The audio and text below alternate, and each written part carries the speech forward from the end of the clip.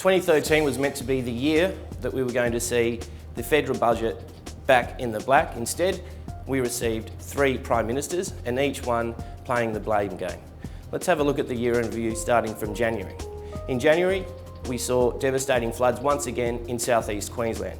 It was the second time in as many years, and of course doing nothing to help the recovery of the property market in southeast Queensland.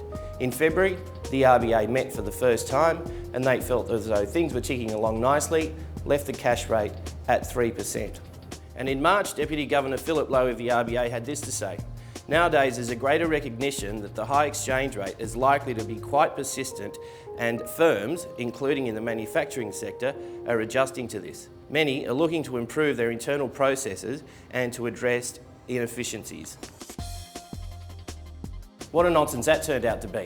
We all know that the RBA is doing absolutely everything they could to bring the Aussie dollar down below parity at that time. In April, we saw the IMF cut their growth forecast rate from 3.5% to 3.3%. Of course, this was not the best lead-in into the federal budget.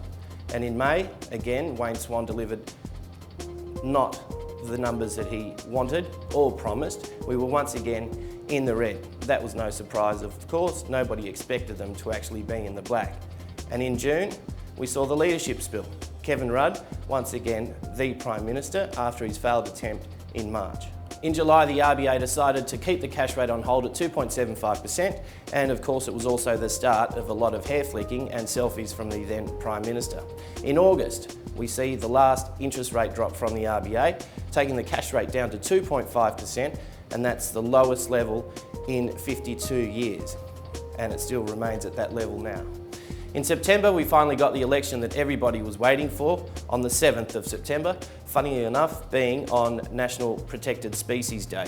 And of course we saw the change of government. In October, we had the spring market going berserk, with auction clearance rates in Sydney and Melbourne typically above the 80% mark.